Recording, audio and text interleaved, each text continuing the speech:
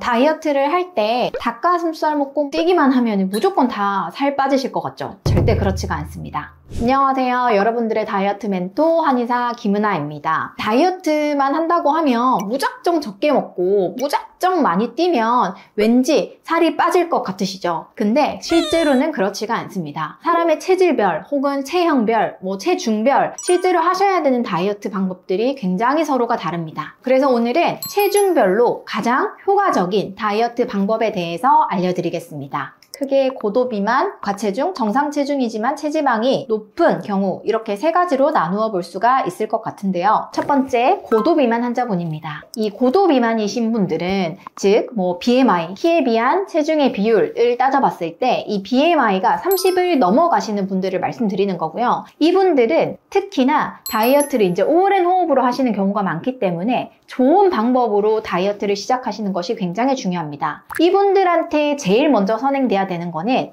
운동 아닙니다. 많이 뛰는 거 이런 거 절대 아니고요. 먼저 적절한 좋은 식습관을 가지시는 게 가장 중요합니다. 다이어트에서 이게 식단과 운동이 있을 때 먼저 선행돼야 되는 거는 항상 이 식단이에요. 우리가 지금 근육질 몸을 만들려는 게 아니라 다이어트를 해서 날씬한 몸을 만들려고 하시는 거기 때문에 이때 항상 먼저 선행돼야 되는 거는 식단이고요. 이 식단에서 고도비만 환자분들이 제일 중요하게 생각하셔야 되는 거는 초과되는 섭취를 안 하시는 거예요. 그러니까 굶으라는 말이 아니고요. 적절한 식사량을 정하시고 여기서 오버되지 않고 이 식사량을 항상 지켜서 드시는 거, 이 부분이 가장 중요합니다. 고도비만이신 분들이 갑자기 식사를 안 하신다거나 갑자기 굶으신다거나 이런 경우 굉장히 위험할 수가 있어요. 건강상 위험할 수가 있기 때문에 이렇게 가지 마시고 적절한 식사량을 꾸준히 계속 드시는 거에 집중을 해주세요. 이분들은 실제로 초과로 섭취되는 그런 섭취량들만 줄여도 체중이 빠르게 하루하루 빠르게 줄어나가는 것들을 느끼실 수가 있고요. 또한 더불어서 이분들은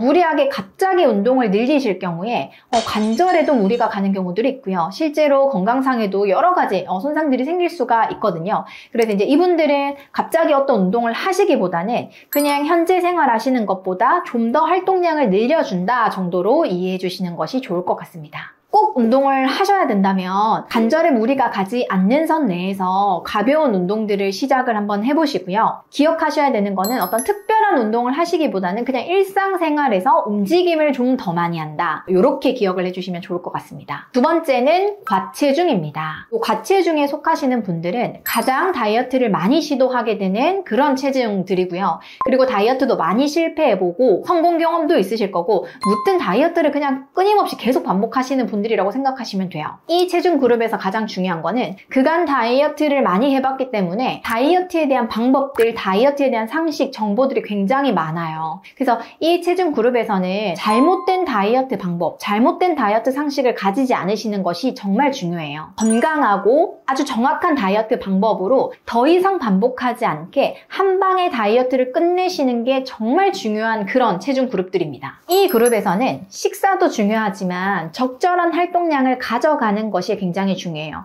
일단 이제 식사에서 말씀을 드리면 이 그룹들은 다이어트를 많이 해봤기 때문에 어떤 시기가 다이어트에 도움이 되는 시기인지 각자 가지고 있는 자신만의 비법들이 있어요. 예를 들면 하루에 한 끼 먹는다든지 혹은 샐러드만 먹는다든지 혹은 간헐적 단식을 한다든지 덴마크 다이어트를 한다든지 토마토 다이어트를 한다든지 등등 본인만이 가지고 있는 그런 살이 빠지는 방법들이 있으실 텐데 이런 방법들을 가져가지 마시고요. 이분들은 다이어트를 그간 꾸준히 반복하면서 꾸준히 체중이 조금씩 늘어나셨던 분들이에요. 그래서 이번에는 꾸준히 다이어트 하면서 체중이 늘어나지 않도록 한 방에 끝내시는 게 굉장히 중요하거든요. 그래서 다이어트 이후에도 계속 꾸준히 하실 수 있는 식사의 어떤 패턴을 만드시는 게 정말 중요해요. 그렇다고 해서 내가 원래 먹던 양 충분히 다 먹으면서 체중이 빠질 수 있다라고 말씀드리는 건 아니고요. 내가 앞으로 하실 수 있는 선 내에 식사의 선을 찾으시는 게 중요해요. 그렇지만 이 식사에서는 불필요한 당이나 불필요한 지방들이 많이 없는, 그렇지만 충분한 식사양, 식사의 반 공기 정도는 되는 그런 양들을 찾으시는 게 중요합니다.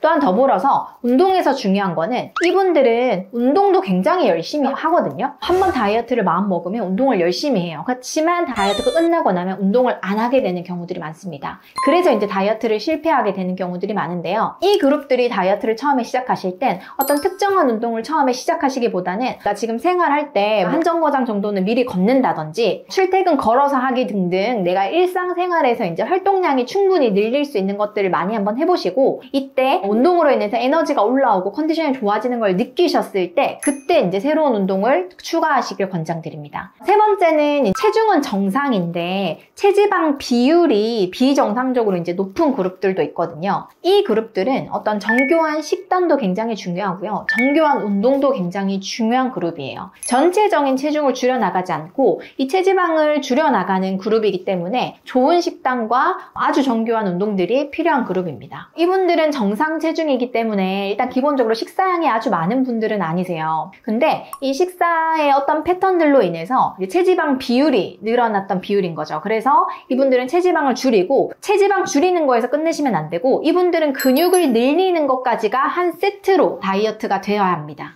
일단은 체지방을 줄일 수 있는 그런 식단이 먼저 선행이 돼야 되는데요. 순서는 근육을 늘리고 체지방을 줄이는 게 아니라 체지방을 줄이신 이후에 근육을 늘리는 것으로 다이어트를 마무리를 하는 거거든요. 일단 이분들은 체지방이 늘어나지 않도록 체지방으로 잘 전환될 수 있는 이제 단순당들은 반드시 줄이시는 게 좋습니다. 예를 들면 뭐 간식, 음료수 등등 식사와 상관없이 추가로 섭취되고 있는 것부터 반드시 끊으시는 것이 좋습니다. 더불어서 근육을 체지방으로 바꿀 수 있는 가장 핵심적인 음식이 음주죠. 그래서 이분들은 근육이 지방으로 바뀌지 않도록 음주부터는 반드시 끊으셔야 되고요. 근육을 이분들은 늘리시는 걸로 끝나야 돼요. 그래서 근육을 늘리기 위해서 적정량의 단백질을 드시는 것이 중요합니다. 보통 체중 1kg에 단백질이 1에서 1.5g 정도라고 생각을 하면 내가 60kg라면 난 60g에서 한 75g 사이에는 꼭 하루에 챙겨 먹어야 되겠다. 근데 내가 요새 근육 운동을 하고 있다거나 활동량이 좀 더 많은 유형, 근육을 좀 더 많이 늘려야 된다 라고 한다면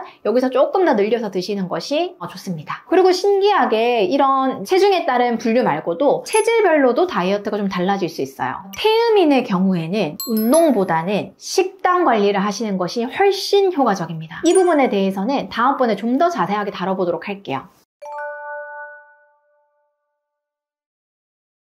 다이어트에서는 좋은 습관들을 갖춰 나가는 것도 굉장히 중요하지만 그보다 훨씬 중요한 건 나쁜 습관을 안 하시는 것이 굉장히 중요해요. 이 나쁜 습관이라는 거는 늦게 먹기, 과식하기, 폭식하기, 불규칙하게 식사하기 등등 여러분들이 잘 알고 계시는 그런 나쁜 습관들을 안 하시는 것이 훨씬 중요합니다. 첫 번째는 늘 말씀드리는 건강하고 규칙적인 식사입니다. 이제 요즘 우리가 먹는 음식들은 보통 에너지 밀도가 높고요. 에너지 효율이 좋은 음식들이 많거든요. 그래서 이제 고당, 고지방 식품들이 많아요. 먹자마자 에너지가 바로 나고 기분이 바로 좋아지는 그런 음식들이 많은데요. 예전에 아주 원시시대에 우리가 먹던 그냥 원재료들에 비해서는 훨씬 좋은 단백질이라든지 좋은 섬유질이라든지 좋은 영양소들이 적은 것이 사실입니다. 또한 더불어서 이러한 음식들은 원재료를 먹는 것보다는 훨씬 포만감이 좀 덜한 느낌도 있고요. 배도 좀 빨리 꺼지는 느낌이 드실 수 있고요. 또한 더불어서 음식을 자꾸 먹고 싶고 자꾸 자극적인 음식들을 먹고 싶고 폭식하고 싶게 만드는 이런 도파민 자극들이 훨씬 강한 음식들입니다. 이러한 음식들을 이제 먹게 되면 그때 당시 이제 포만감도 적게 들고 이제 도파민 자극은 훨씬 많이 불러내기 때문에 훨씬 계속 자극적인 음식들, 폭식하는 거, 배 부르게 먹는 것들을 자꾸 추구할 수밖에 없는 거죠. 살 안 찌는 건강한 몸이 되기 위해서는 최대한 가공된 음식, 이런 음식들은 점점 줄여주시고요. 원재료 그대로 먹는 습관들을 가지시는 게 좋습니다. 두 번째는 꾸준한 활동량입니다. 사실 우리가 뭐 매일 뛰거나 매일 계단 오르지 않는다고 해서 반드시 비만이 되는 것은 아니거든요. 그런데 우리가 활동량이 굉장히 적은 사람들, 많이 누워 있는다거나 지나치게 많이 앉아 있는 경우, 일상생활에 활동량이 적은 경우에는 살이 반드시 찔 수밖에 없는 것은 사실이에요. 살 안 찌는 몸이 되기 위해서는 평상시 일상생활에 이제 활동량들을 자꾸 늘려가시는 것이 훨씬 중요합니다. 평상시에 이제 앉아서 생활을 많이 하시는 분이라면 직장에 갈 때만큼은 엘리베이터 이용 안 하고 걸어서 간다든지, 혹은 너무 많이 앉아 있어서 이런 분들은 스탠딩 데스크로 바꿔서 좀 일을 서서 하신다든지, 뭐 1시간에 한 번은 일어나서 이제 사무실을 한 바퀴 걸으신다든지, 평상시에 일상생활에서 활동량들을 늘려가시는 것이 중요합니다. 세 번째는 이제 스트레스에서 벗어나시는 겁니다.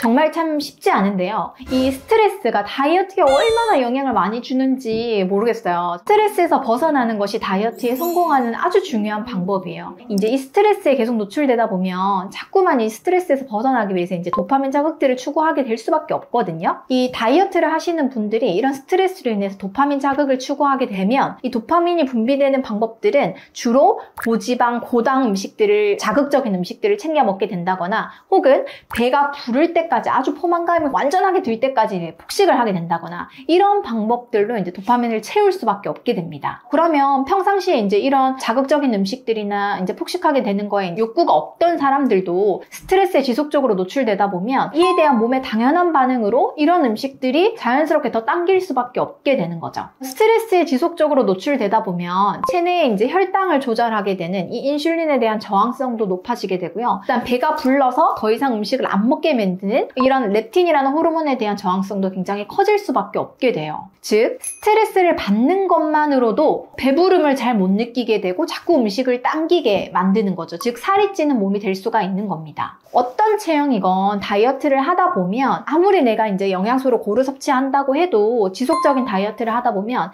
영양 섭취 면에서도 굉장히 부족한 영양소들이 생길 수가 있고요. 체력적인 면에서도 체력이 떨어지거나, 혹은 오랜 다이어트로 인해서 이제 면역력이 떨어지는 경우들이 아주 많은데요. 이런 부분들을 잘 보충해 나가야 다이어트 이후에도 체중을 잘 유지하실 수 있고 또 건강해질 수도 있어요. 이런 부분들을 이제 보충하는 것들이 이제 보통 다이어트 한약의 역할이고요. 다이어트 한약을 복용하시면서 이 다이어트로 인해서 생겼던 영양 섭취 불균형이라든지, 혹은 면역력 저하라든지 체력 저하라든지, 이런 여러 가지 부분들에서 보완을 받으실 수가 있습니다. 오늘은 체중별 다이어트 방법에 대해서 알려드렸습니다. 이 다이어트라는 게 단순히 이제 몇 킬로 빼고 끝내는 게 아니라요. 건강한 생활 습관, 건강한 식습관을 만들어 나가는 과정이에요. 내 체형에, 내 체중에 맞는 적절한 다이어트를 선택하셔서 이런 것들을 지속해서 건강한 몸을 만드는 데 집중해주세요. 저는 여러분들이 건강하고 요요 없는 안전한 다이어트에 꼭 성공하셨으면 좋겠습니다. 지금까지 다이어트 멘토 한의사 김은아였습니다.